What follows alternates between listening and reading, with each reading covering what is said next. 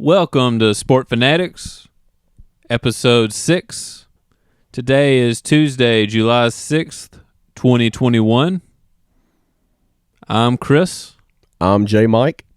Today we're talking about the NBA playoffs. The finals are coming up, the Stanley Cup, and we're going to wrap up the college baseball season with some of the coaching changes that have been going on. Oh, I cannot wait, Chris. I have waited on this for quite some time now, my brother. Yeah, I know you're raring to go on this, but for now, we're going to play the intro, so here we go.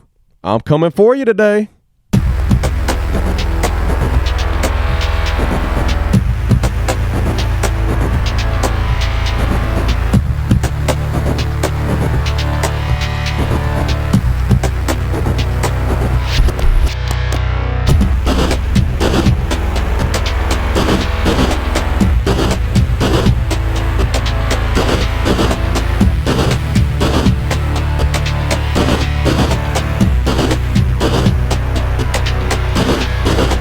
Let's see. Well, where do you want to start, J. Mike? Let's start with that exciting finish in last night's Stanley Cup final, Game 4, where the Canadians finally, in this series, defeat those Tampa Bay Lightning 3-2 in overtime to force a Game 5 going back to Tampa Bay. Yeah, they refused to go down without a fight. Josh Anderson scored 2 goals for the Montreal Canadiens, including the game-winning goal with 16:03 in overtime. He scored that game-winning goal after he passed the puck to teammate Cole Caulfield. Caulfield slapped the puck off of a Tampa Bay Lightning defender.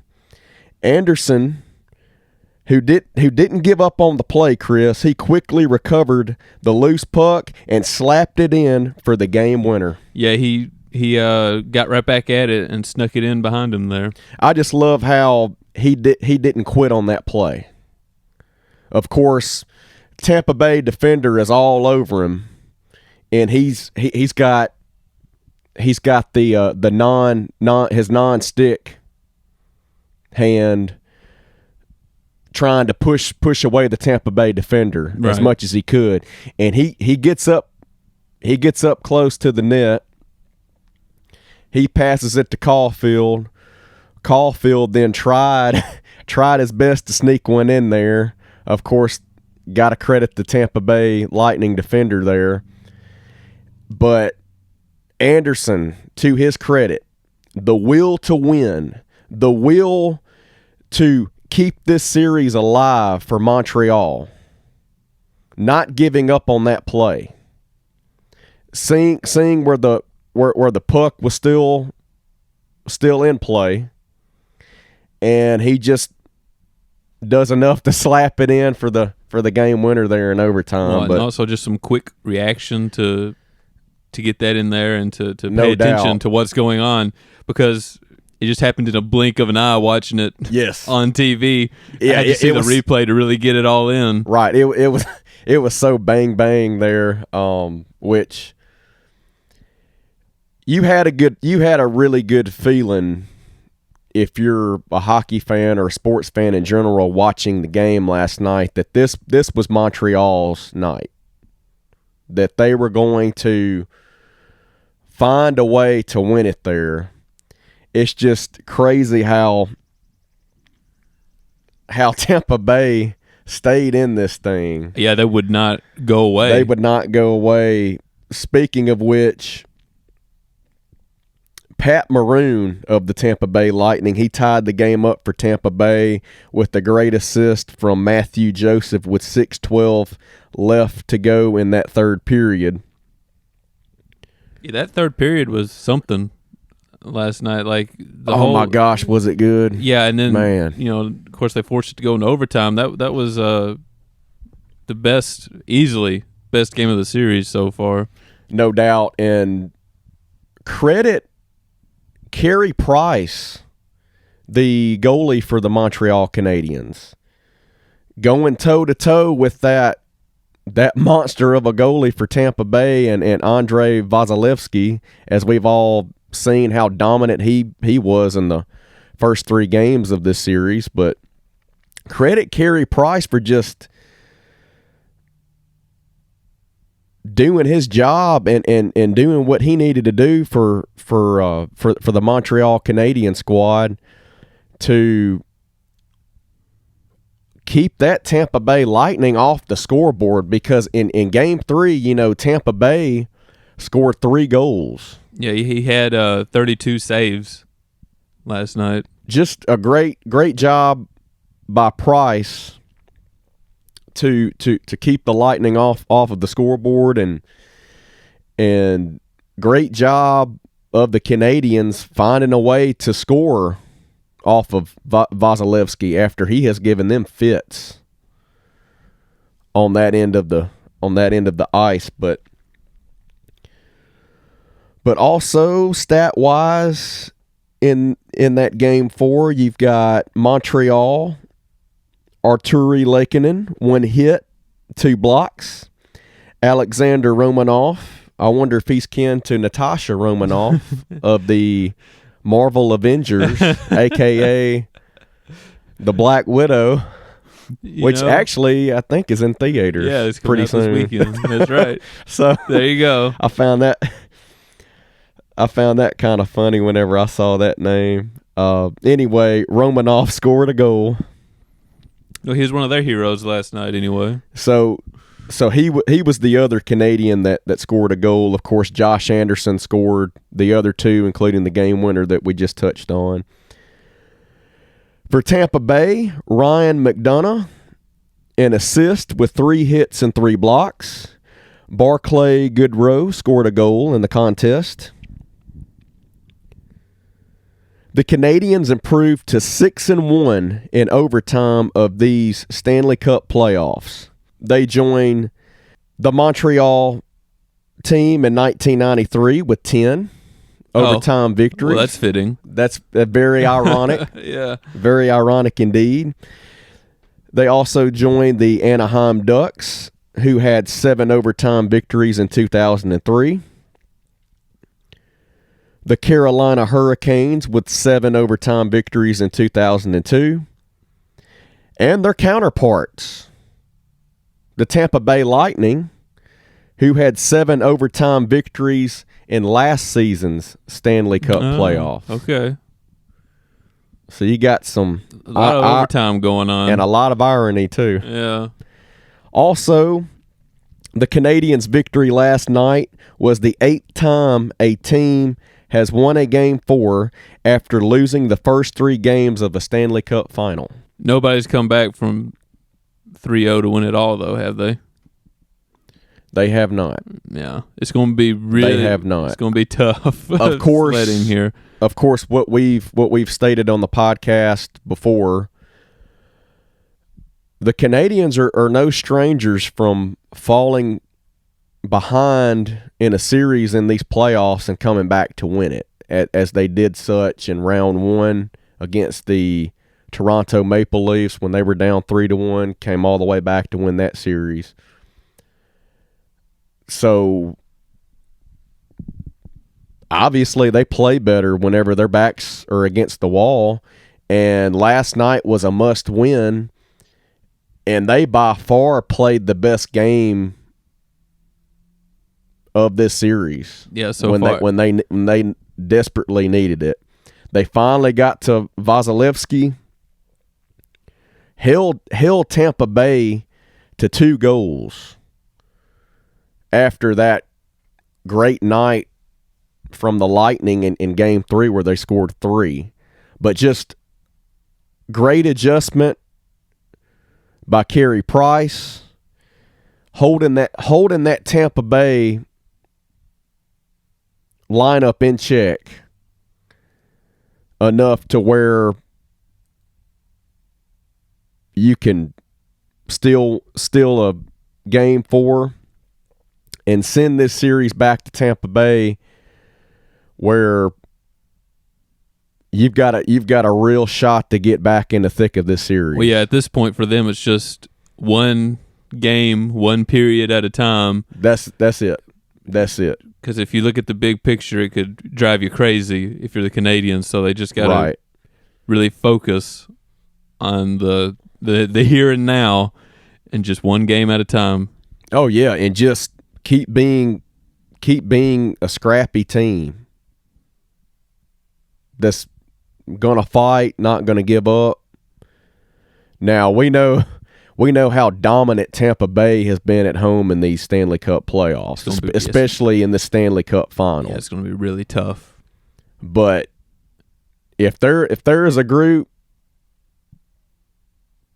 that could do it, it's definitely these Montreal Canadiens. Well, and another thing, I mean, if you got a 3-0 lead and then all of a sudden you're only up 3-2, that could kind of start getting in your head. No doubt. A little bit. No doubt, because Game 6 would go back to Montreal. Right. Which would just, I mean, that's obviously, I mean, it goes without saying, that'd be just huge for the Canadians. And how about that crowd last night in Montreal? Just fantastic. Fans are out in the streets. Yeah, well, like you said, they were going to burn the place down. Man, I mean, just so happy for that fan base in Montreal getting to watch that exciting overtime victory last night, the way it all played out there in the end. Yeah, I'm really happy this didn't end up being a sweep. I know it. But obviously now Montreal feels great about themselves. They have confidence all of a sudden. So I'm looking forward to a great Game 5 back in Tampa Bay tomorrow night, which would be Wednesday, to see if Montreal can definitely get back in the thick of things here in the Stanley Cup final. Yeah, I'm looking forward to see if they can keep this momentum rolling. Huge win. I hope so. Great game last night.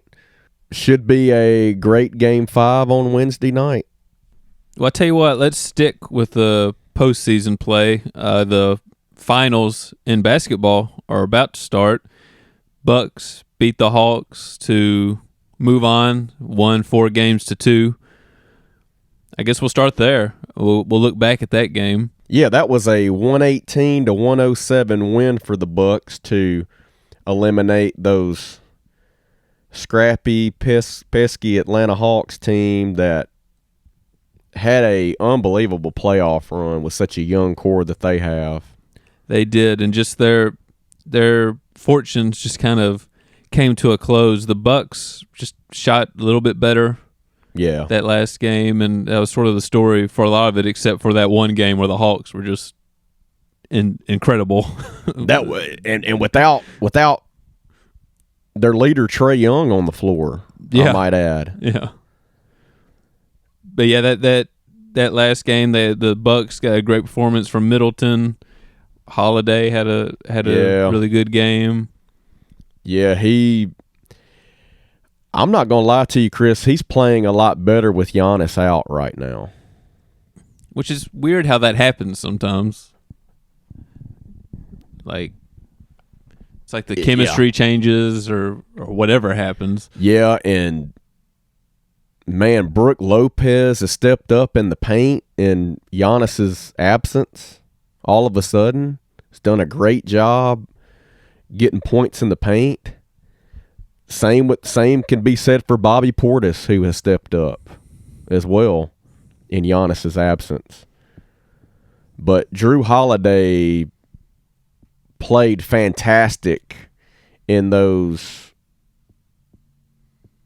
two games where the Bucks won to finally end this thing. Yeah. And send them to the NBA Finals, which is their first appearance since losing to the Boston Celtics 4-3. So they did have a Game 7. Wow, yeah, that's close. In the NBA Finals of 1974. Whew. So it's been a while if you're a Milwaukee Buck fan. And, of course, the Phoenix Suns, the team that they're going up against, this is their first NBA Finals appearance since 1993. Yeah, this should be a really great matchup. First game is tonight. It's going to be on ABC. 8:00, I do believe, Chris. Yeah, 8 on o'clock ABC Central Time. That's right. 9 o'clock if you're on the East Coast. But let's see. I feel like this should be a competitive series. I feel like there's a bit of an edge for the Suns. Yes. I'm just not sure. Because they're definitely going to have the home court advantage in this series. We do know that. That's true. Because Phoenix was the number 2 seed in the Western Conference playoff, and the Bucks were the number 3 seed in the Eastern Conference playoff. So 2 is higher than 3. Therefore, Phoenix gets the home court advantage over the Bucks in this NBA Finals. Yeah, and that definitely helps. But I think it's good. Both teams are pretty close. It should be a competitive series. Oh, no doubt. And let me tell you why, Chris, if you don't mind. All right. 2 games. In 2 games where the Suns and Bucks played each other in the regular season this year, Suns won both of them, but they were awfully close. Suns won a 125-124 victory. Wow. Okay. Yeah. Very and close. a 128-127 win in overtime. Wow. I hope we get more of that Absolutely. in this series. If we do, people, we're in for a treat for sure. Yeah, I'm looking at the sort of the which I've stated that this will be a very entertaining NBA Finals because you've got 2 teams that I believe are going to fight each other tooth and nail to win that NBA championship. It'd be the first time in Phoenix Suns history. It'd be the first time for the Milwaukee Bucks since 1971 where they last won an NBA championship. Yeah, it's so long ago. Well, this is the... So you're going to see a lot of competitive games in this series for sure. Well, because of both teams' desire and will to win. And looking at the spread here, they have... For game 1, they have the Suns at a 5.5 point advantage. I would say that's about right. Yeah, that seems for a game about 1. right. But I'm hoping that it's going to be one of those 1 point games like those 2 contests were. Yeah. Also, this is the first finals where the 2 leading scorers on each team have only played for one team since the 2010 finals, joining the late, great Kobe Bryant of the Los Angeles Lakers and Paul Pierce of the Boston Celtics. Oh, yeah, Pierce. And, of course, they played each other in the 2010 NBA final. So, let's see. Who do we think are going to be the difference makers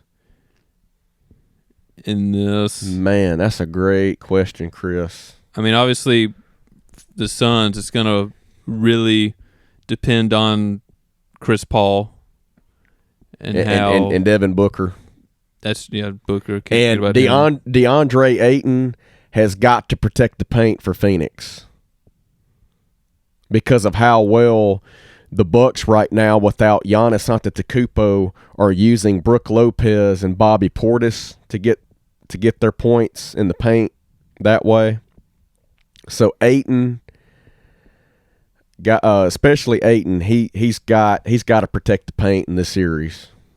Yeah, really. And then if Giannis comes back, oh boy. Yeah, that'll be huge. You're gonna have to have a battery mate down there in the paint. Because that's one thing I do worry about. I hope that Giannis being out doesn't sort of. I hope it doesn't catch up to the Bucks and make these games not as close as they should be. Hopefully that they can keep playing well like they did to close out the series against the Hawks.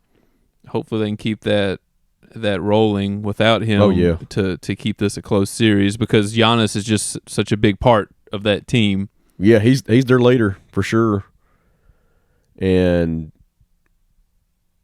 obviously as we've stated before, Chris, if Middleton and Drew Holiday get going, and especially if PJ Tucker is knocking down perimeter shots,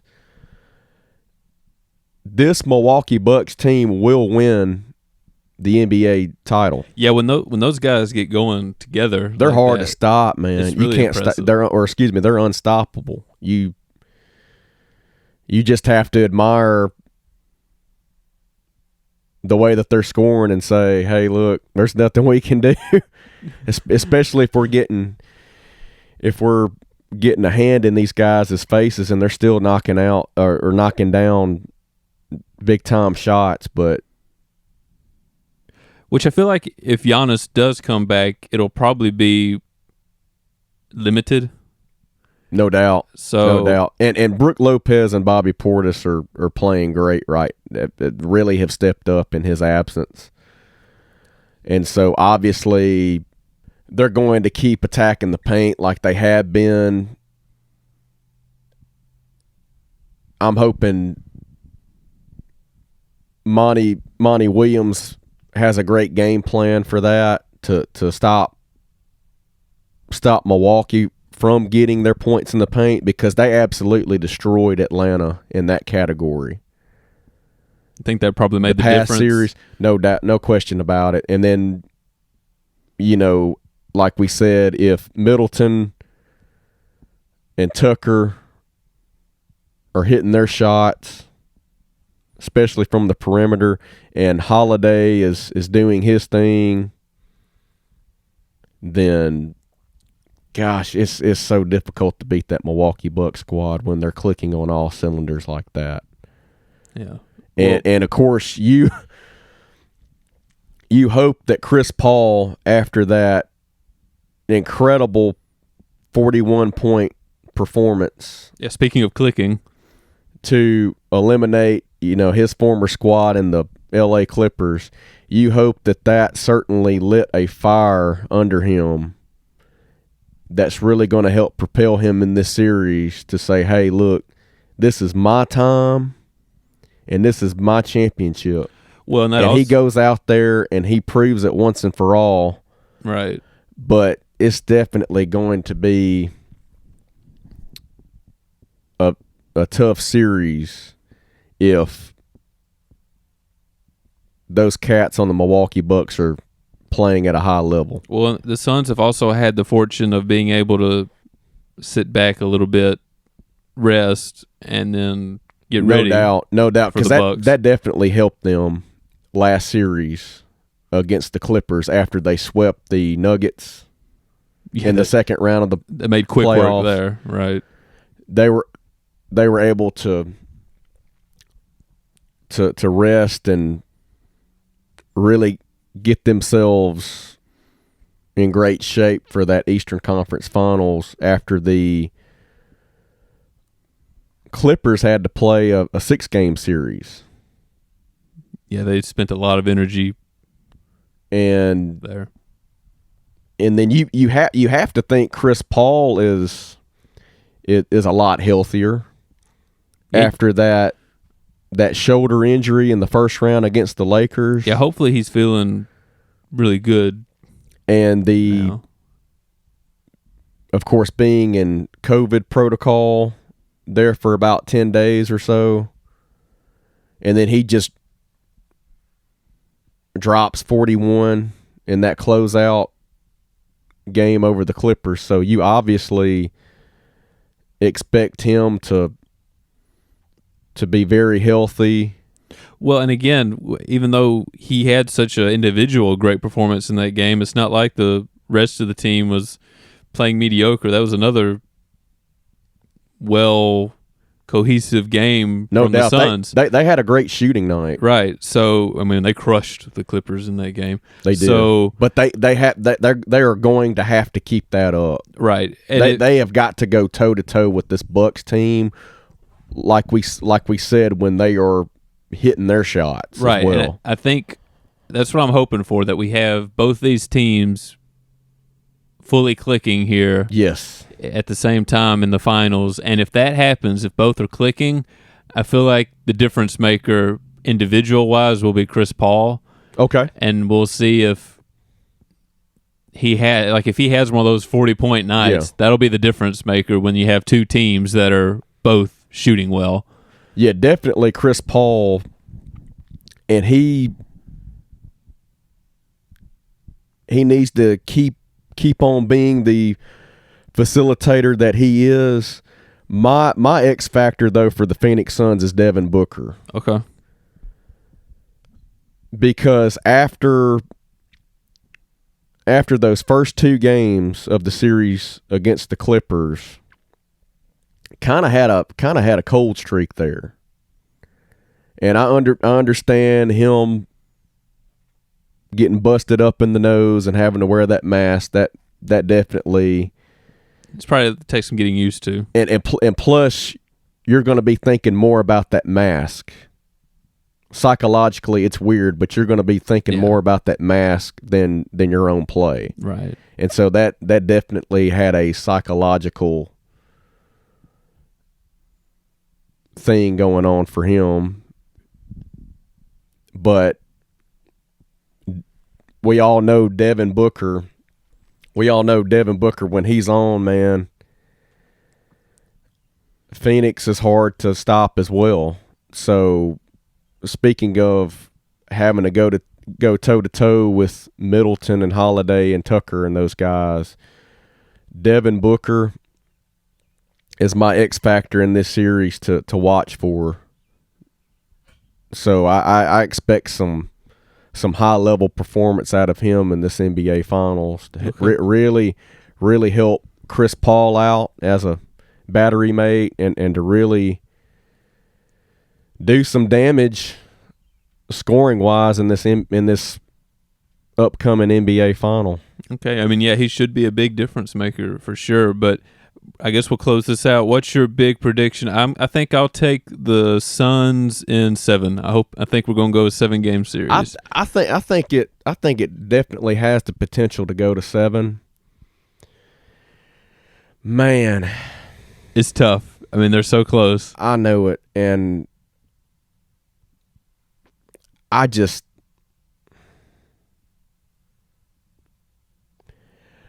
love the way this Milwaukee Bucks team plays when they're, and I do too, honestly. My gosh, there's something when because playing that so well.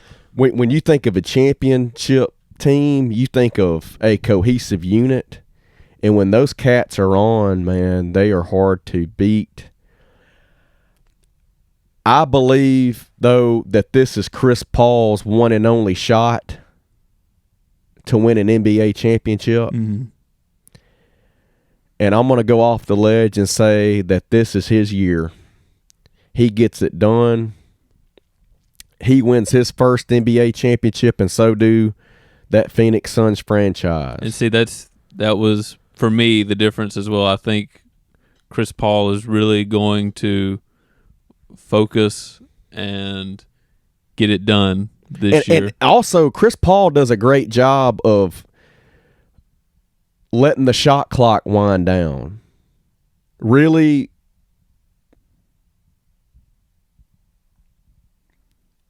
setting things up offensively. Yeah, letting things get set and not rushing. Exactly. Keeping the ball away from Milwaukee for a great portion of the game is what I believe he'll do. Which that's important, dictating pace the way that you want to. Yes. That's important. Yes, because certainly you do not want to get Milwaukee out in transition, especially where they're having a great night offensively. And so Chris Paul will set the pace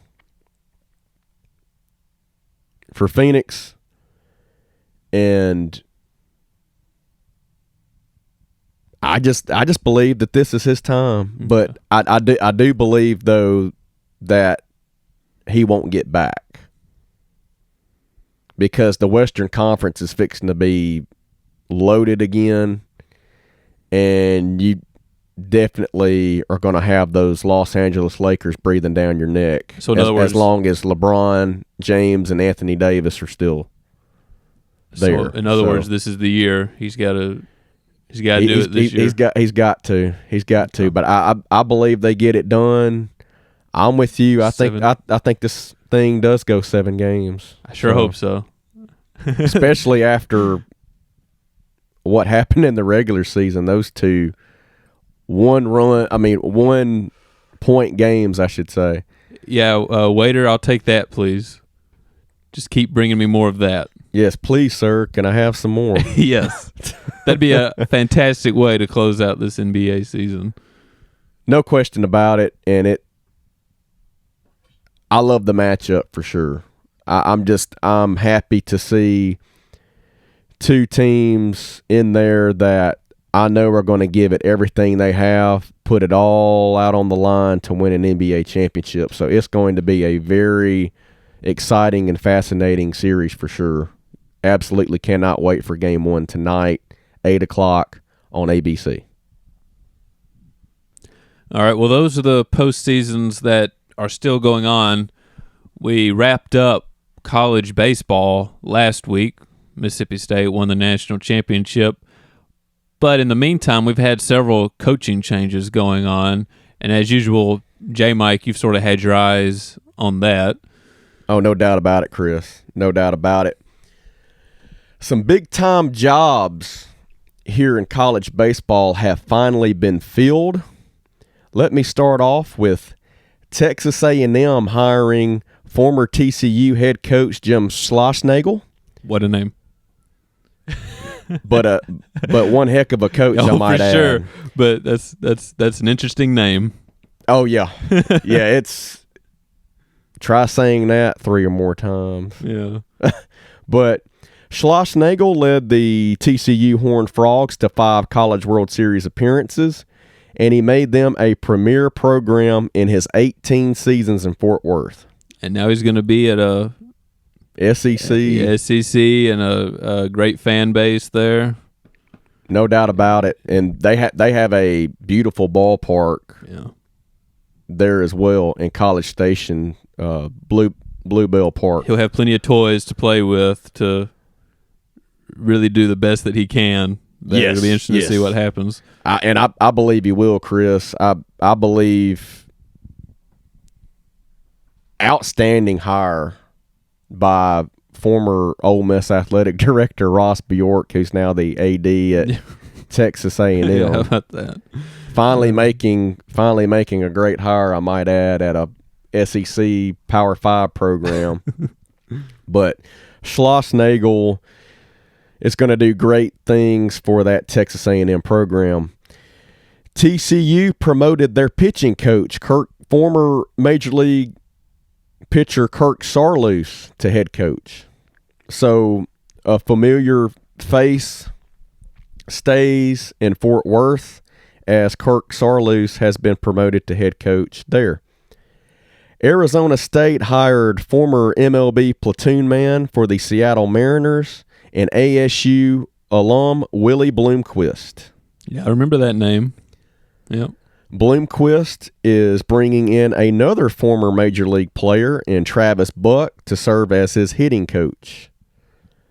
Arizona State fired pitching coach Jason Kelly, who was the last remaining coach from the previous coaching staff there, after he decided to travel down to Baton Rouge to interview for the LSU head coaching vacancy. You have to think that was just an excuse. Like that makes me think they wanted to kind of get rid of him, and they were just kind of looking for some way to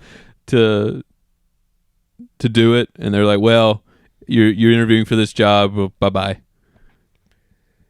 Yeah, and it's really kind of unfortunate that they did that, because Kelly was the 2018 Assistant of the Year. So he's definitely a great that wasn't long pitching ago and at all. assistant coach. So now it's looking likely that he ends up at LSU, which could just further stack them. I mean, we'll get more to them later. Yeah, but it's reports are stating that it's very likely that Jason Kelly will end up at LSU as an assistant. and as their pitching coach. Cal State Fullerton hired former ECU pitching coach Jason Dietrich, where he spent the last 2 seasons at. On the mound, Dietrich helped lead the Pirates, who finished 39th nationally with a .401 earned run average.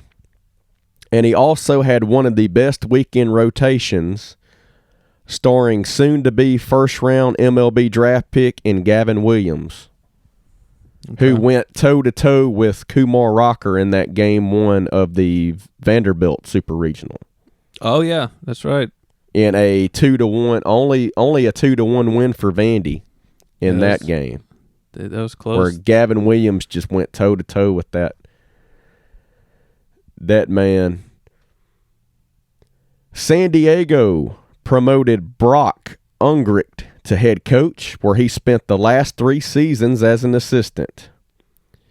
But crazy here, Chris, Ungricht becomes only the 4th head coach in school history. Wow. How long they've been playing? Like, how long have their coaches gone for? That's pretty crazy. So I certainly believe that program hasn't been around for long enough, because that's or else they've had some incredible longevity. Yeah, or like you said, longevity-wise, the coaches before him probably did well or did enough to keep his job there in San Diego, and now they're just deciding to move on. Plus, I reckon, but I guess it's nice and sunny in San Diego, so yes, if you're doing good there, why leave? Yes, or as Ron Burgundy would say, San Diego. Kennesaw State hired former standout and KSU Hall of Famer Ryan Coe. This is something here, Chris. Ryan Coe had been a scout for the Texas Rangers since 2009. It's a bit of a job change there. No doubt about it. But he has an eye for talent. That's true, yeah. So that could help with recruiting. No question about it. And it also helps that they're bringing in a former standout and alumnus there. So that obviously helps out as well. Yesterday, Oregon signed their head coach Mark Wazakowski to a new 5-year contract extension. So Oregon locks up their head coach for the next 5 years. Now getting to the job that everybody had their eyes on after Paul Maneri, such a long tenure down in Baton Rouge, finally decided to hang it up.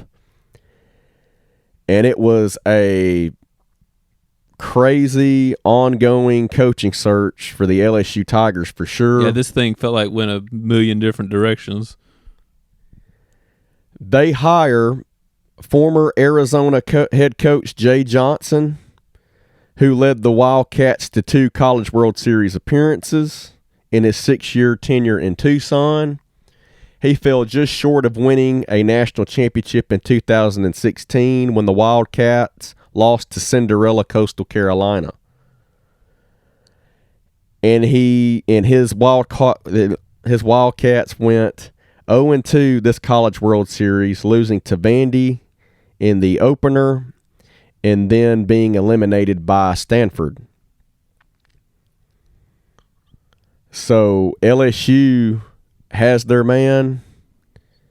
Yeah, and that's a good pickup, but they no had their choice. About it. They could have chose anybody they wanted.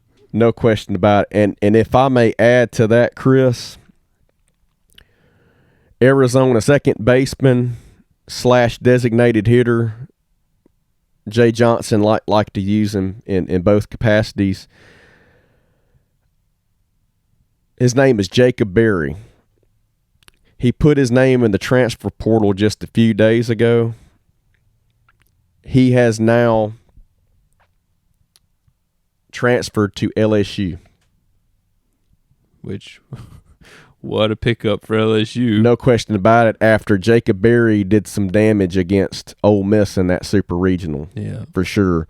So he's He's going to Baton Rouge with Jay Johnson, his coach at Arizona.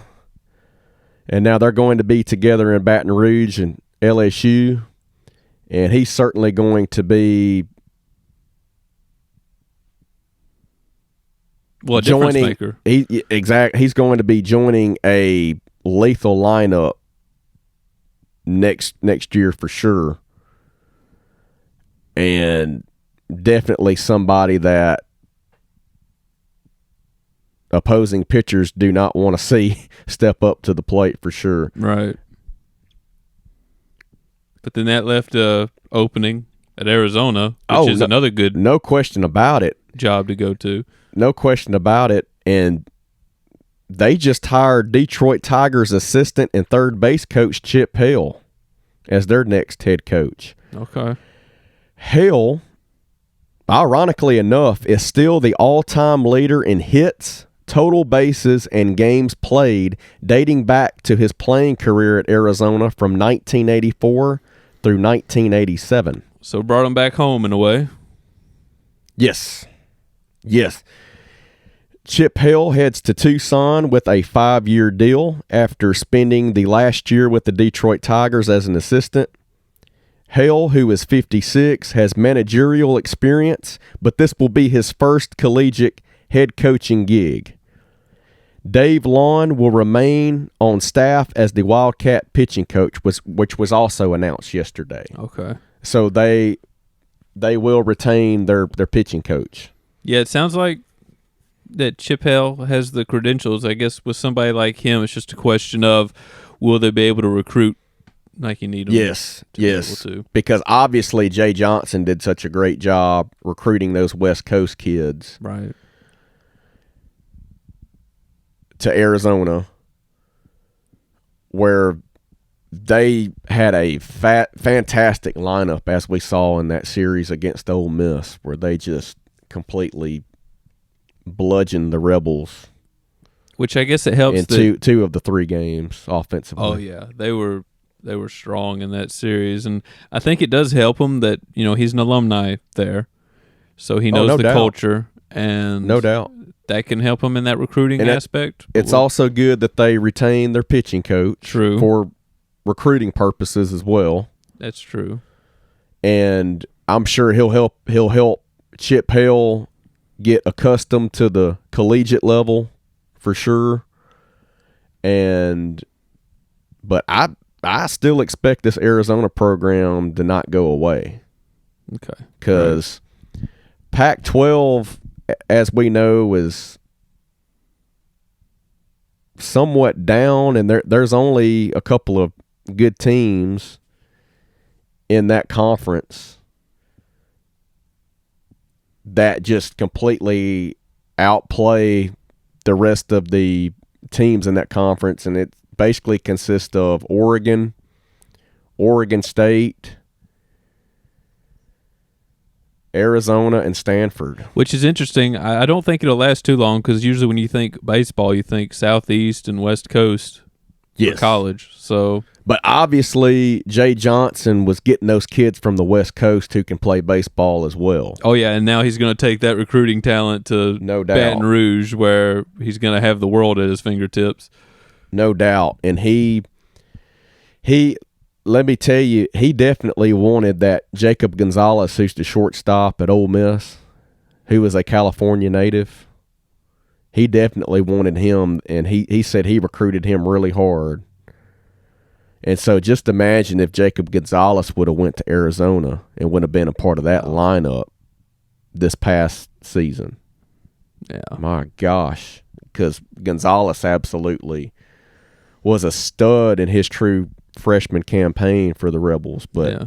Well, one of the people who was heavily rumored for that LSU job was Mike Bianco. Yes. And he didn't end up going, which... Yeah, he wasn't offered the job. Yeah, which... even though he did interview, but it was basically only because the LSU higher brass wanted Woodard to interview Bianco, and so he just went through that process anyway. but still Woodard did not offer him the job because he wanted to make his own hire, which is very understandable because that's what he gets paid to do. Right. That's part of it, part of his job anyway. But it's unfortunate because you and I both were, well, and a lot of Ole Miss fans, to be fair, were sort of hoping that we could gracefully move out of the Mike Bianco era into a new one. Yes. It definitely seemed like it was the right time to do so. But after Bianco was not offered the job at LSU, Keith Carter, the Ole Miss athletic director, decides to extend Bianco for 4 more years. No pay raise, at least. But No pay raise until he gets this program to Omaha. Right. Which is something that he's only done in 1 of 6 tries. All while having some incredible recruiting classes and going to super regional very often. Yes. Now, if you don't mind, Chris, I'd like to really dive in and dissect Mike Bianco's tenure at Ole Miss, if I can. All right. Well, this past season, he led Ole Miss to a 45-22 record, 18-12 in the SEC. He hosted and won the Oxford Regional, but lost to those same Arizona Wildcats, as we just talked about, in the Super Regional round. In 21 seasons at the helm, Bianco is 822 wins, 462 losses, and 1 tie. Which is a great record, but that's not the problem. That is a winning percentage of .640. In those 21 seasons, he has won a shared SEC Western Division title with LSU back in 2009. He has a record of 2-3 in SEC tournament championship games. He has won 7 regionals, all in Oxford. But there is one glaring postseason stat that remains the same. His record in super regionals is 1-6 all time. And that's where the problem comes in. No doubt. The only win coming in 2014 over the Louisiana Lafayette Ragin' Cajuns, where they had to win 2 straight games to advance to Bianco's one and only College World Series appearance in 21 seasons. And that was the first appearance for Ole Miss since 1972 at the time. Yeah, and those teams, so many of them, I mean, I'm not saying they should have won it all in Omaha, but they should have made it to the College World Series and played in Omaha to throw their hat in and, see what happens.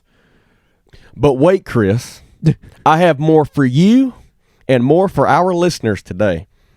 Let me go into Mike Bianco's postseason blunders, if I may. Okay.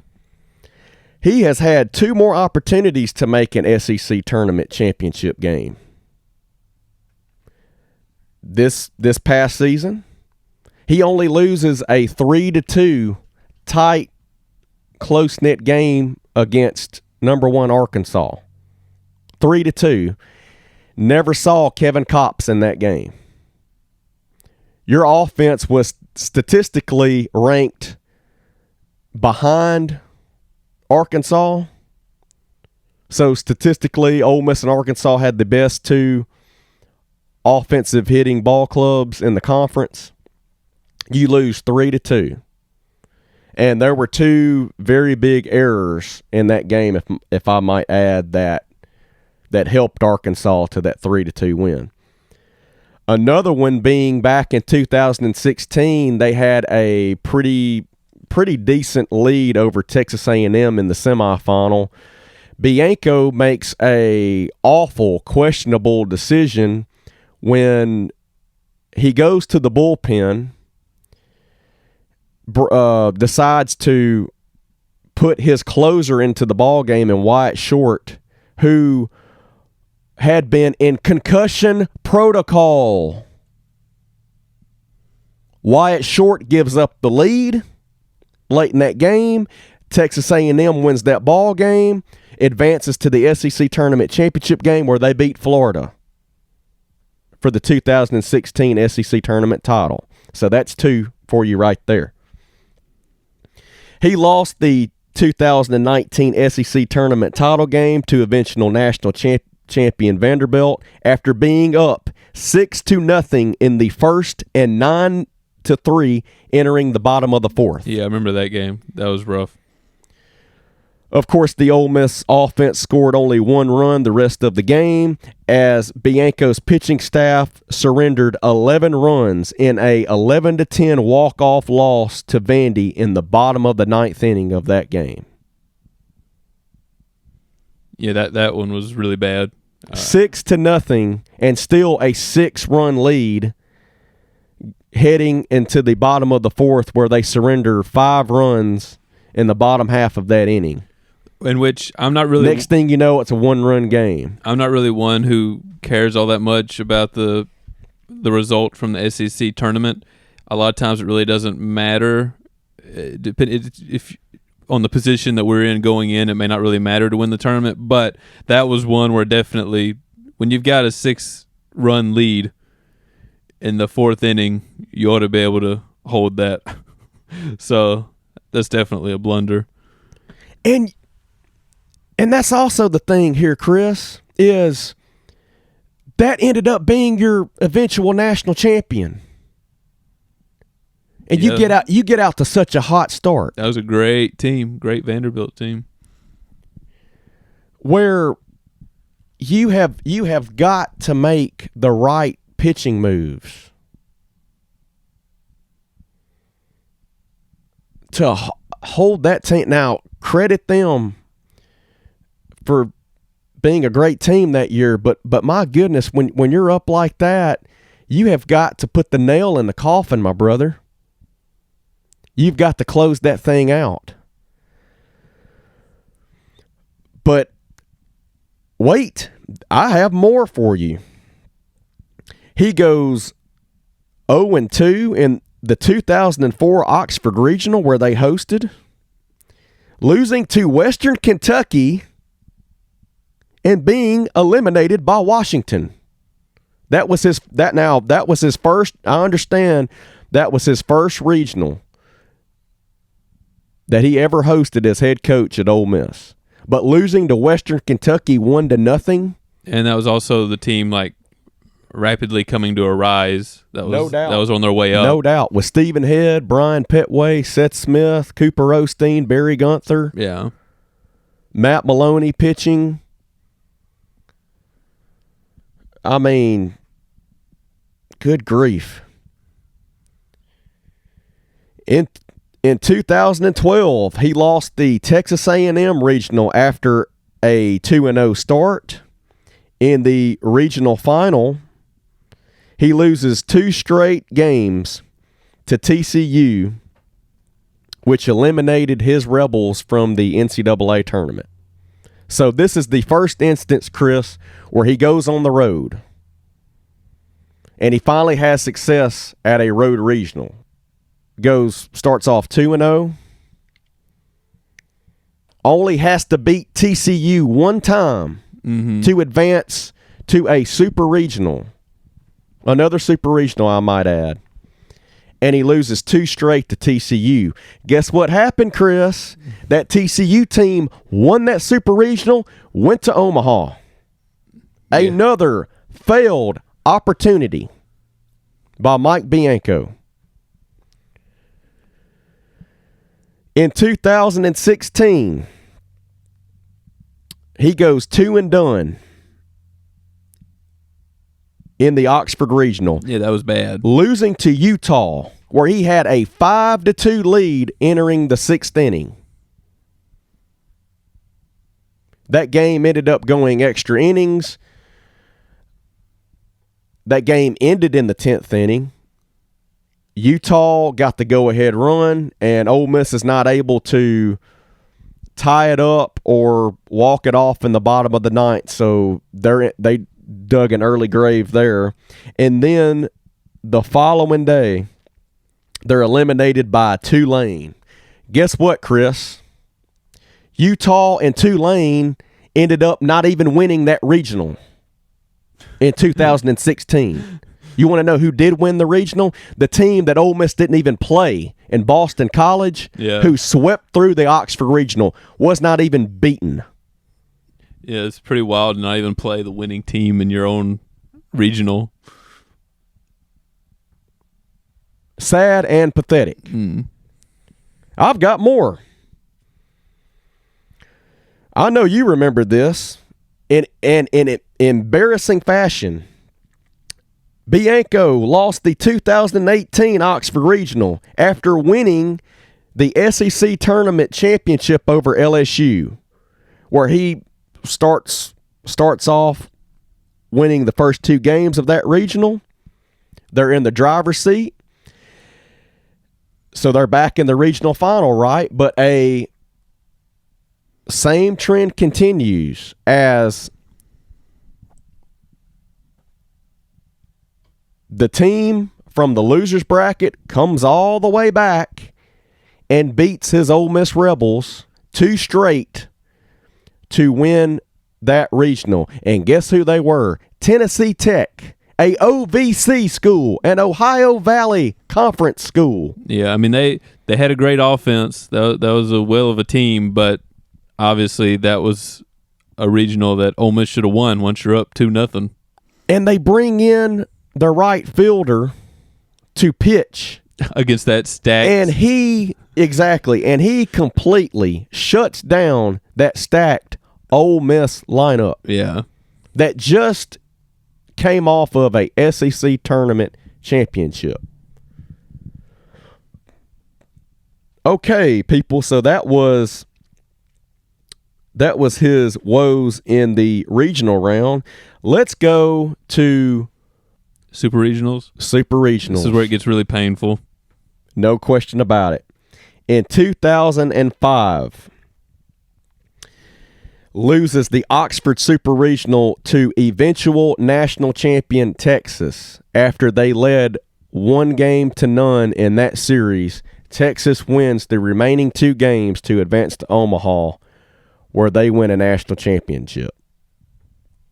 Yep. That was arguably Bianco's best season to win a natty, for sure. Yeah, it was an incredible team. That team was stacked full of talent.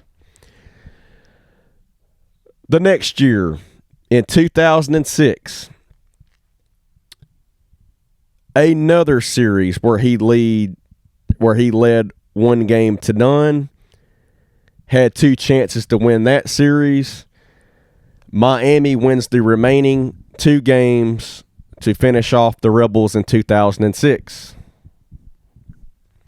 It's like a replay. It's like just watching it happen again. Yes. The next year. In 2007, but this time on the road, he is swept in 2 games at Arizona State.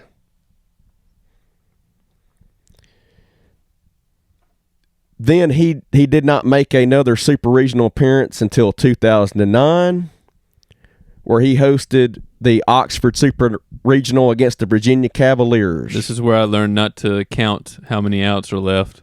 Exactly. Wins in walk-off fashion in Game 1 with a Matt Smith homer off of Virginia closer Arico, 4-3. And there was a huge Virginia error that led to Ole Miss coming back to win that game. But they had a 1-0 lead with 1 out in the bottom of the 8th inning. So they're 5 outs away from Omaha. And let me tell you what happens. Now, was this strictly on a player for once? Yes. The ball is hit to the second baseman. We all know that second base is not that far from first base, correct? Yeah, pretty close. You're right there. Instead of, you figured if an overthrow were to happen, it would be over the first baseman's head. No. This guy cut the cake here, Chris. He underthrows the first baseman. He just had to be thinking too much or something. He underthrows the first baseman. Yeah. And the next thing you know, Virginia all of a sudden capitalizes on that error, catches lightning in a bottle, ends up winning that game, I believe, 5 or 6-1, where they absolutely put on a hit parade in the bottom of the 8th. Of course, they win that game, and Virginia goes on to win that game 3, where Ole Miss, once again, doesn't even bother to show up. Then, Chris, for the next 10 years, they wait to go to another super regional. So in 2014, he finally did get over the hump. He had to come from behind in that series where Louisiana Lafayette led that series 1-0. Obviously was in a tight-knit ball game in that game too. Had some heroic performances out of starting pitcher Christian Trent. A big-time home run by Preston Overby, a huge pimp job there, which gave Ole Miss the lead. And then they're able to extend that lead. I believe it was the 8th inning where they extended that lead to 5-2, if I'm not mistaken. They hold on to win game 2, and then they get a not so much of a late rally, I would say, because they were up 6-4, but they definitely got a lot of insurance runs late in that 9th inning where they just explode there in the 9th with 4 runs. So yeah, that was to advance. They finally broke through, but that was one of those where the bracket lined up. They hosted another Oxford regional. They go on the road to a Conference USA team. I mean, let's be real. That was a Conference USA team where you were expected to beat them, even though Lafayette was a national seed. I believe they were number 6 national seed.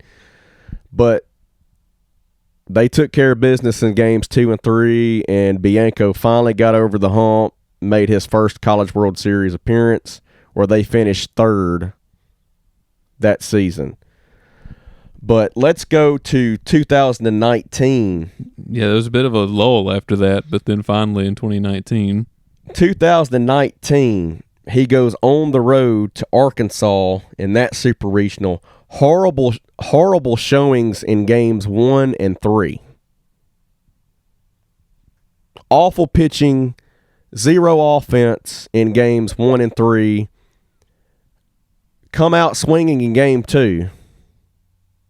And obviously, we all know that game 2 is the swing game in a series for momentum purposes. And they don't even show up in game 3, where I might add, the previous 2 times that Mike Bianco brought his Rebel team into Fayetteville, they won both of those series. So he had success in Fayetteville, winning a series there in that hostile environment. Because let me tell you, folks, it's crazy up in hog heaven. Yeah, well, down again, there. it's just the postseason issues. And last but not least, and I'm about through with his postseason blunders here, but he loses this past super regional on the road at Arizona, which was a repeat performance of the 2019 super regional. Yeah, it's like watching a replay again. Awful pitching and awful offensive performances in games 1 and 3.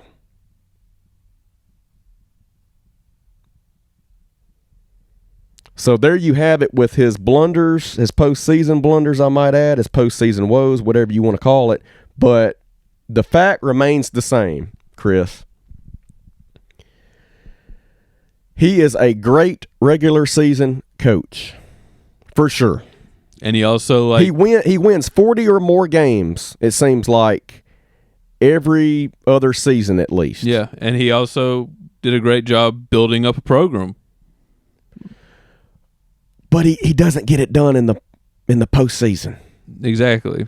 He might do it in Hoover, because we know Ole Miss is always a mainstay in Hoover.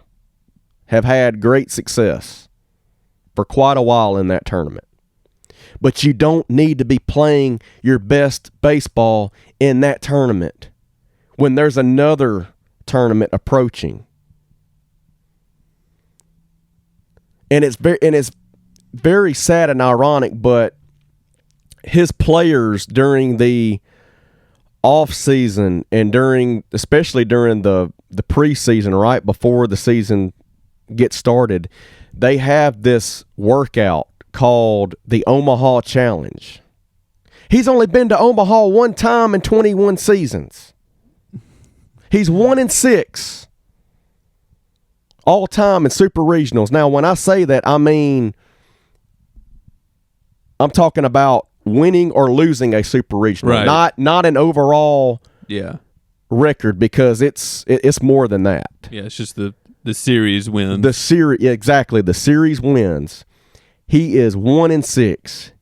He has had there have been plenty of times that I just stated where he led the series 1-0 and had 2 opportunities to close it out at home. And in front of the great fan base of Ole Miss at Swayze Field. Yeah, and in front, as the years have progressed, in front of a growing stadium that's bigger than ever and with better facilities. Right, because in 2009, that's when they made those renovations, making it to where they could put more fans in the seats. And let me tell you, they packed it out that weekend in Oxford against Virginia in 2009. But they're 5 outs away from Omaha. And I understand that was a very mental and physical error by the second baseman, which opened the floodgates. But you've got to wash that game away after that. And you have got to tell your guys, this is our city. This is our field. And we're going to go out there and win this game 3 and get to Omaha. And what I'm seeing, Chris, is not enough motivation, because we know that in college, these college coaches have got to be the motivators for these young kids, because these young kids are away, most of them, if not a good majority, are away from their families because they're out-of-state kids. Well, and they're also and they don't have that adult to really motivate them and to get them right mentally. Well, and they're not professionals, so yeah, they need more guidance from coaching staff and from leaders on the team to perform at their best. And what bothers me about Bianco, Chris, is the way that he motivates his players is by some sad sap motivational story. A story. Kids don't want to hear a story, especially college athletes. If they wanted a story, they would go back in time to whenever they were 2 to 5 years old, being tucked in at night, and mommy and daddy come in and read them a bedtime story. I mean, you're a grown college athlete now. You need some wisdom, especially when you get punched in the mouth like that, where you lose a rough game, or you lose a game where you were up and you were 5 outs away from going to the College World Series. You need somebody to grab you up by the coattails and lift you up, tell you that there is tomorrow. to flush whatever just happened, that there is a tomorrow, and that you have a great opportunity to go out there and to advance to the College World Series, the mecca of college baseball, I might add. But he's only done that one time in 21 seasons. And it's unfortunate. It's sad, but it's true, people. I know a lot of people say it's about the players and their chemistry, but here's the deal, folks. When the guy and his staff are recruiting top classes each and every single year, you figure at some point it's going to come together, right? It's not, and it's not happening under Bianco's tutelage in Oxford. Well, and beyond that, And that's on coaching, Chris. And of course, we've seen it time and time again. He has made very, very, very questionable decisions late in ball games. Proving my point, he is not an in-game manager. He micromanages. And the heck with him and his analytics. The heck with analytics in baseball. You can have it in football, any other sport, I don't care. In analytics in baseball, throw that out the window. I'm against that. I'm against analytics in baseball. When you get paid over $1 million to coach a college baseball team, and you're only going to one College World Series in 21 seasons as a head coach, you get your butt beat by Arizona in that super regional, and you get extended another 4 years.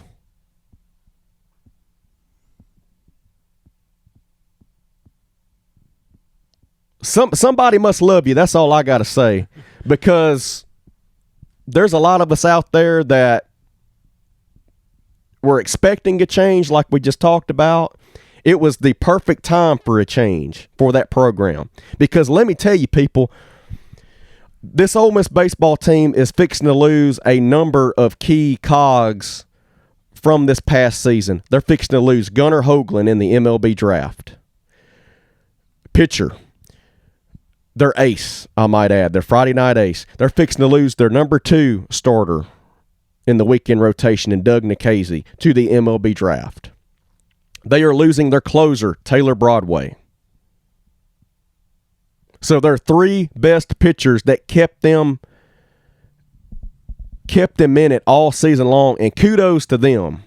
It's just unfortunate that Gunnar Hoagland went down with that injury. Now, they still wouldn't have won that super regional, even with him, because we all know Mike Bianco's track record. He still would have found a way to screw it up. But so those guys are leaving. It's a very good chance that Tim Elko leaves in the draft. It's a very good chance that left fielder Kevin Graham and utility man Justin Bench, it's a very good chance that they leave if they get drafted. So basically it would have been a good time to start afresh. And the guy that I can make a very strong and valid argument for that built Ole Miss baseball to where it is today is Dan McDonnell. 15 years as a head coach at Louisville. He was an assistant under Mike Bianco when Bianco first began his tenure in Oxford. Dan McDonnell, number 1 in wins since his hiring in 2007. He has a 643 and 266 overall record with 5 College World Series appearances. We all know that Mike Bianco has struggled mightily against his arch rival Mississippi State, who just won the national championship, I might add. Mississippi State's last College World Series appearance in 2019, his Louisville Cardinals eliminated Mississippi State when Mississippi State was up 3-2 in the 9th inning. 3 outs away from extending their stay in Omaha and eliminating Louisville. Not so fast for Dan McDonnell and those Cardinals as they rally for 2 runs in the bottom of the ninth to eliminate Mississippi State.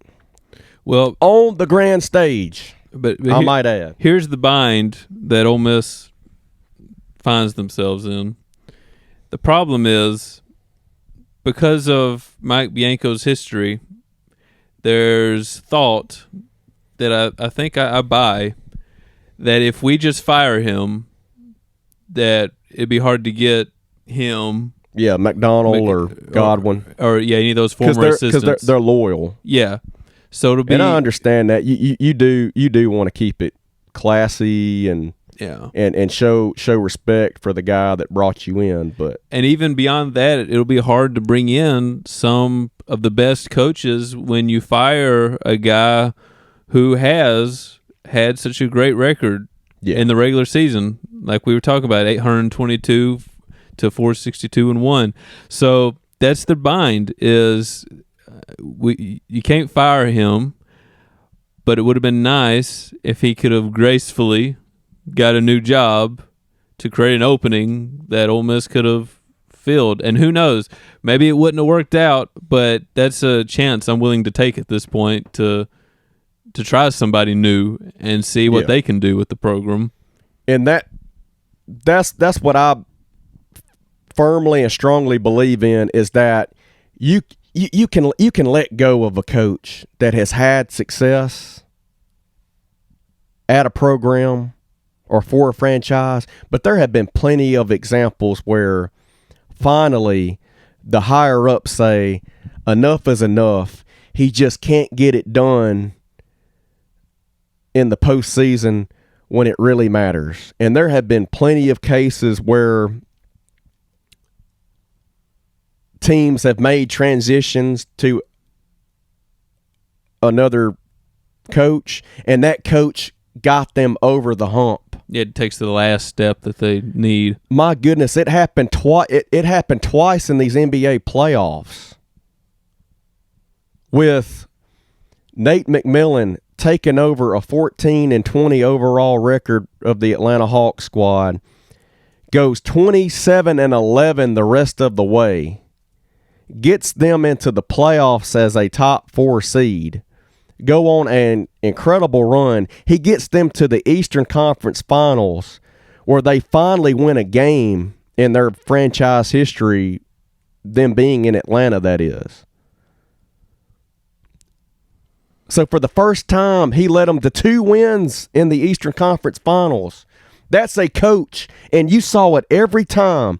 Every time in a tough loss, he was in that locker room motivating his players, picking them up off the canvas, telling them that they got another great opportunity the following game to pick themselves up, dust themselves off, and to keep fighting in that series. And that's what they did, and they fought all the way to the bitter end, people. And kudos to that man. There's been instances where there was a championship caliber team like the Toronto Raptors in 2019, where yes they acquired Kawhi Leonard, but they still had a lot of those pieces in place. They let go of Dwayne Casey, who couldn't get it done in the playoffs. They make a transition to Nick Nurse.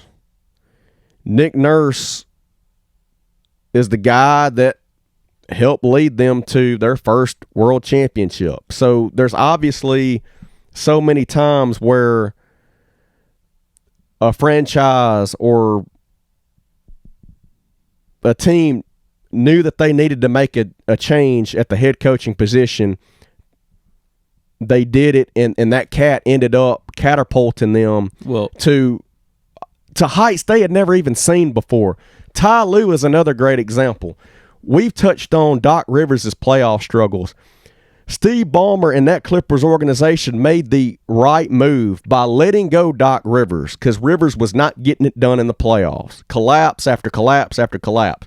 They go to Ty Lue. Ty Lue takes them to their first ever Western Conference Finals appearance in 50 years of that franchise.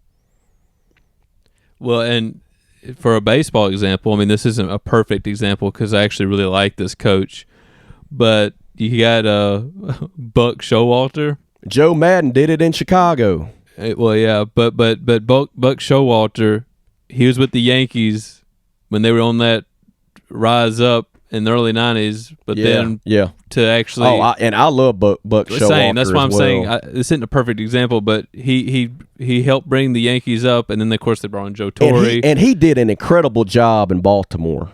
Yeah, well. And then coincidentally... They were 4 games away from the World Series, Chris, in 2015. And coincidentally, he was manager for the Diamondbacks the year before they won the World Series. So they made that transition to Bob Brenly, and Bob Brenly was able to help lead them to a World Series title. That's right. Now, that's some bad luck for Buck Showalter. I'm not sure why he would always be leaving teams right before they won the World Series, but that's just an example of teams changing coaches and then winning those World Series, taking that final step. When it's the right time, and I felt like this was the right time to do it. If you don't get Dan McDonald and Cliff Godwin, fine. But give somebody else an opportunity. Because, let me tell you, the 2022 Ole Miss Rebels, baseball Rebels, are going to take a step down. Yeah, it's rebuilding. And it's just a matter of how big that step down is going to be. And if it is, Keith Carter, you've got a lot of questions coming your way, brother. Well, do you think Keith Carter could be like waiting here to see if they have, sort of a crappy year as an excuse to fire him? do you think that could be a possibility? Maybe so, but since he probably feels like he can't do it this year. I would have started the new transition now. Yeah, now would be ideal, but with him not leaving. Because who's coming back? Pitching wise. Yeah. Nobody's coming back pitching wise. And let me tell you, Chris, out of all of those seasons that I've kept up with Ole Miss baseball, this was the worst statistical year pitching wise that I've seen under Bianco. And that also falls under his pitching coach, Carl Lafferty, who all I hear about is he's such a great recruiter. He's such a great recruiter. Why are you not coaching and developing these kids? Because I saw zero development this year out of that pitching staff. And when Gunnar Hoagland went down with his injury, that was all she wrote. Now, credit Doug Nikhazy, heart of a freaking lion, stepping up in his absence and shoving it the rest of the way. Didn't even lose the rest of the way.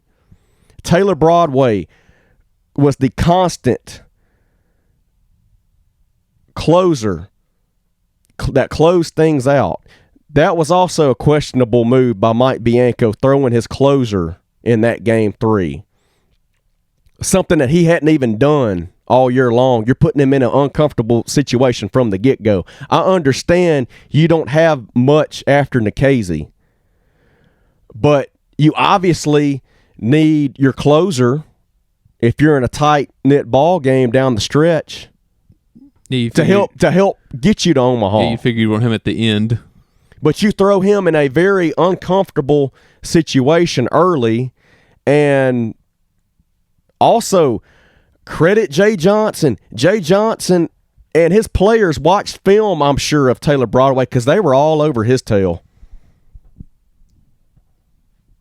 I mean, early. They were on him early, and they got him out of the ball game early, and we all know that was all she wrote because there's nobody behind him. So he should have done what he did in the SEC tournament and throw a guy that Arizona absolutely did not know much about, didn't have no film of. And that's what's crazy is Bianco manages his best in the SEC tournament. But that's not what you're playing for. You want to silence your critics? Get it done in the NCAA tournament. Get it done in the super regional round. And he hasn't done it in 7 tries. But one time. Yeah, and with those recruiting classes, you should be going more than just absolutely once. out of 7 tries. Absolutely. Not motivating, not developing players, not picking them up when they get punched in the gut, especially in the NCAA tournament. Now, in the regular season, they bounce back all the time, and we see that. But where is it at? Where is it at when it really matters the most? It's just where I'm getting at, and it's just, unfortunately, it's the same circumstance after same circumstance. And the thing is, I'm afraid it's only going to continue, Chris, until he's out of Ole Miss. Because I have a bold prediction for you, but I've also have stated this on plenty of occasions. As long as Mike Bianco is in Oxford, Mississippi, Ole Miss baseball program will never make it back to the College World Series.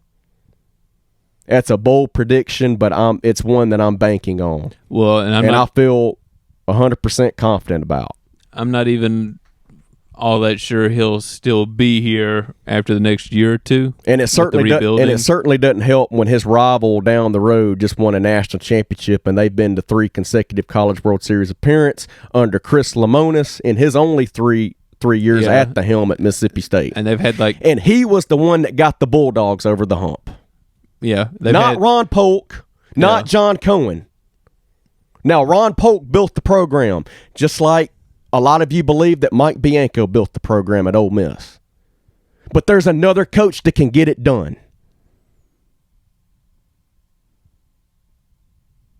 People believe the guy that built the program is the guy that can get it done. More times than not, that does not happen. Credit John Cohen for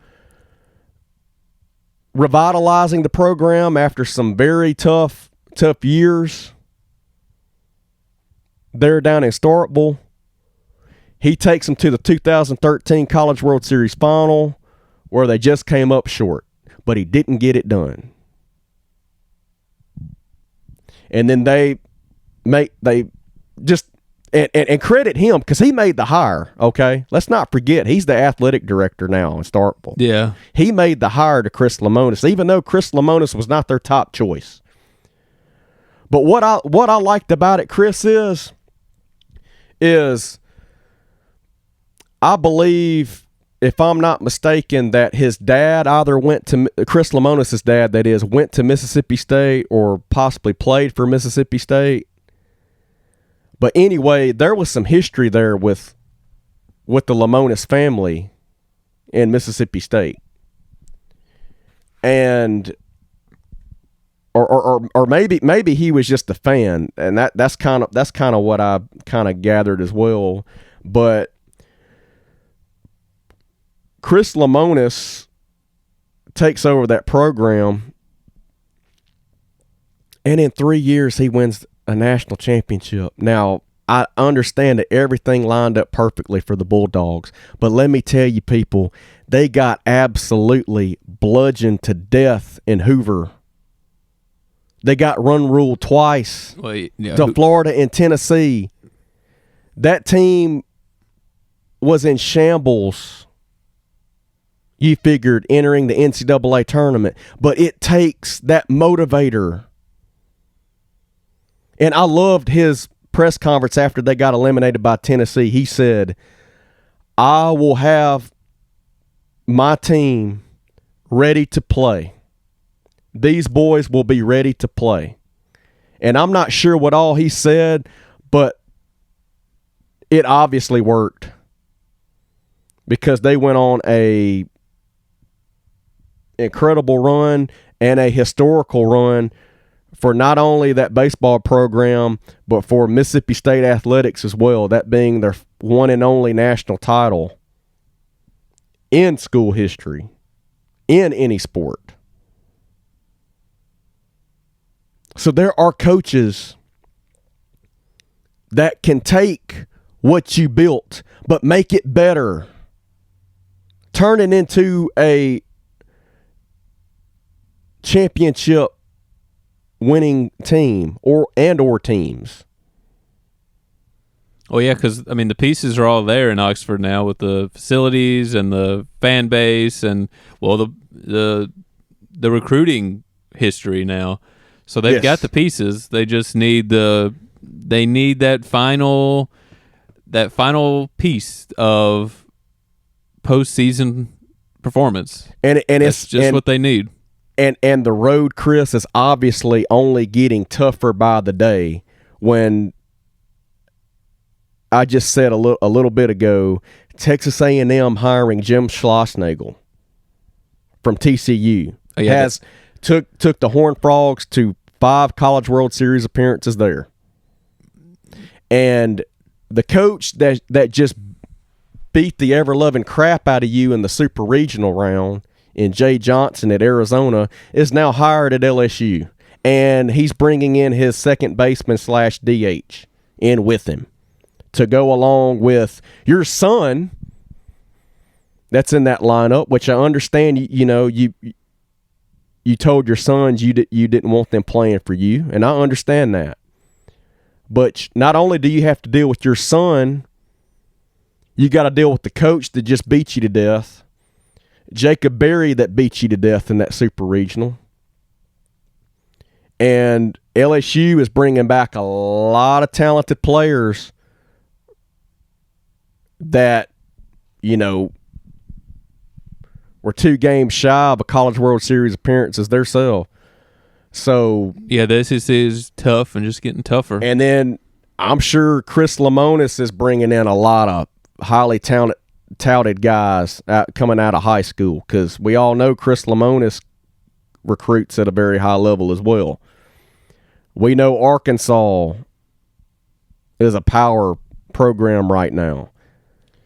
Yes. So in other words, Vandy has played in the last 2 national championship. You always got to look out for Florida, because there's a lot of talent in the state of Florida, and they're going up to Gainesville to play. Tennessee, and the job that Tony Vitello has done in Knoxville. Yeah, they've really improved. They are on the rise. Taking them to the College World Series in only his 4th year at the helm. So the SEC is not only getting tougher, it's getting stronger and stronger in a hurry. And now was the best time to have made a change to get someone in there with their own philosophy, their own ideal thinking and ways of how to build up their own program. But as long as Mike Bianco is in Oxford, I'm sorry to say this, people, the Ole Miss baseball program will never make it back to the College World Series. All right, well, let's close out on some baseball with the random page of the day. I went to Baseball Reference, and then I just chose random, like I like to do, to see where in history we get to go. And today it took us to May 29th, 1998, with the Houston Astros at the Colorado Rockies, which is kind of appropriate because we're going to be in Denver for the All-Star game. Yeah, that's right. A few days, so how about that? But that's right. I can't wait for that. At the time of their meeting, the Astros were 33-20, doing pretty good. The Rockies were 22-32, not doing very good. But the Astros won 7-6. Wow, good game. Yeah, pretty high scoring, which you'd expect in Colorado at the time. And oh yeah, no doubt. But that's also a pitcher's ballpark. Had they started using humidifiers yet? For this? I don't think so. Yeah, so that's a big at that elevation. Why, then yeah, it was like the ball is just flying. Which I hope for the. But yeah, that's a pitcher's ballpark for sure. I hope for the home run derby they're not going to use a humidifier in Denver. I'm sure they're not for the All-Star weekend. Oh, that's a great point, Chris. That they shouldn't use a humidifier. Yeah, because we might see some very close rounds of matchups between 2 guys in this year's home run derby for sure. Yeah. If it goes how I think it's going to go. which is going to be less home runs and a lot of, okay, who wants it more? Some of the best players in this game for the Astros, Craig Biggio went 2 for 3. Hall of Famer. Yeah, scored 3 runs, 1 RBI. Let's see. He played every position on the field. Yeah, he could go all over the place. I mean, during his MLB career, he played every single position, including pitcher. Moises Alou went 2 for 5. Alou, 2 RBIs. One of my favorite Chicago Cub players. Yeah. Someone else who had a good game I'm not quite as familiar with, Derek Bell, but he went 3 for 5 with 3 RBIs. Yeah, that's right. I do remember him being on that 1998 Houston Astro squad when a rookie by the name of Kerry Wood of the Chicago Cubs struck out 20 of those Houston Astro hitters in one game. Oh yeah, tying the National League record at that time. Yeah, what a performance that was.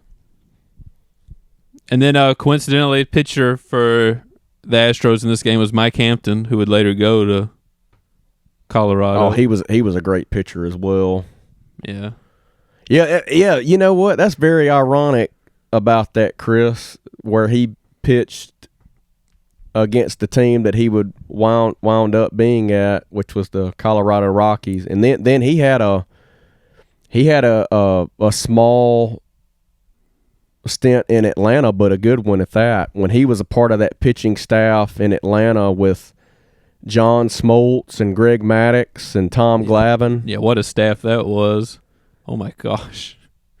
And I'm trying to remember that Ortiz. I think he was a starter in that rotation. I believe, if I remember correctly, his name was Ramon Ortiz. He was a decent starter as well. Atlanta Braves fans, you might need to help me out with that. But if I remember correctly, his name was Ramon Ortiz. That was another pretty good pitcher in that stacked rotation. Yeah. Back in Atlanta that unfortunately didn't win a World Series with that group. Yeah, which is just incredible. Shame. That's a shame. It's a shame. Now, MVP for the Rockies in their loss was Larry Walker. Oh, man. Larry Walker. How could you not forget Larry Walker? He only had one hit. Gosh. He was 1 for 3, but he had 5 RBIs. Yeah. So yeah, let me tell you, he did that. He did that a pretty good bit over the course of his illustrious career in the majors. What a game for him. Yeah, he's one of those. I don't mean this in a bad way. He's one of those players where I'll kind of forget about every now and then. I'm not gonna lie to you. I did forget about him until you said that. Yeah. And I'm kind of beating myself up about it because that's what I'm getting at. I'll remember them and it's like, oh yeah, that like great player who did a lot of Yeah. Oh yeah. And then I remember Larry Walker ended his playing career in St. Louis for the Cardinals. Yeah, that's right. He did at the very tail end. But yeah, I mean, how can you not forget about Larry Walker? But to wrap this up on this one game real quick, interestingly enough, the Astros had a 7-1 lead going into the bottom of the 8th inning, and the Rockies scored 5 in the bottom of the 8th to come back to 7-6, and the Astros just barely hung on. So yeah, it was a blowout that got a lot closer there at the end. And let me guess, Colorado started their rally once Mike Hampton was taken out of the game. Oh, I'm sure. Let me see. Go freaking figure. Yeah, it's got to be. Mike Hampton innings pitched. If it'll show me. But also in that ballpark, though, if you want to get something going offensively, you've got to have like these bloop singles to just fall, which that definitely can happen. It being a big ballpark. I guess he was out there. He had 3 earned runs, so I guess they took him out in that inning. Wow. Well, they about paid for not taking him out sooner. I guess because you said it was what 7-6. Yeah, it was Houston win. Final. Woo. He about lost that game. Yeah, once again, these coaches, man, they get paid millions of dollars to just make boneheaded decisions time after time after time. Boy, oh boy, would I love to get paid that much. Oh, yeah. To actually do my job. I don't know if I want that much pressure though. Shoot, I would fully embrace it because I would be the one that would feel confident that I could get the job done. So, but yeah, that's our game of the week. Yeah, that was a good one. Or Chris. a random page of the day. Yeah, that was an interesting game. No doubt about it. Brought us back to late 90s baseball, and yeah, it brought back some memories. So no doubt about it. That was again May 29th, 1998. Astros at Rockies. All right, well, that does the show for today. I think it's pretty obvious what we got to look forward to. But what has your eye the most, J. Mike? Well, after last night's exciting conclusion in Game 4 of the Stanley Cup Final, where the Montreal Canadiens finally get a win in this series after just being totally dominated by the Lightning in the first three. Yeah, kind of clawing back in a bit. I am looking forward to Game 5 back in Tampa Bay on Wednesday night. Yeah, that's between the Canadiens and the Lightning to see if the Canadiens, the come from behind Canadiens, as I'm starting to call them all of a sudden, can win another game and etch themselves right back in this series all of a sudden. Oh, yeah, for sure. That'll be interesting to see, but of course can't forget about the NBA Finals just about to tip off tonight. I like I said, I'm excited to see. I think it'll be a 7-game series. Man, it's going to be fun. I'm hoping for one of them 1-point games again tonight like we were talking about earlier. Man. Don't forget to follow us, Sport Fanatics, on Twitter. Yeah, please follow us, folks. Spelled just like the way the show is spelled, with an X at the end. That's on Twitter. Where can they find you, J. Mike? You can add me as a friend on Facebook. My name is John Michael McBunch. You can follow me on Instagram and Twitter. My handles on both of those accounts are at J_MikeCheck. So feel free to add and to follow me, and I'll be sure to follow you back. All right, now I'm at Christopheles11 on Twitter, Chris Topholes11. That's pretty much the only social media I really use, but you'll see me on there sometimes posting about sports, other random stuff, a lot of times racing. Yeah. Yeah, racing a lot. Yeah. That's me on there. But you gotta love it though. But yeah, that does it for this week. Until Friday, y'all have a good week. See you then.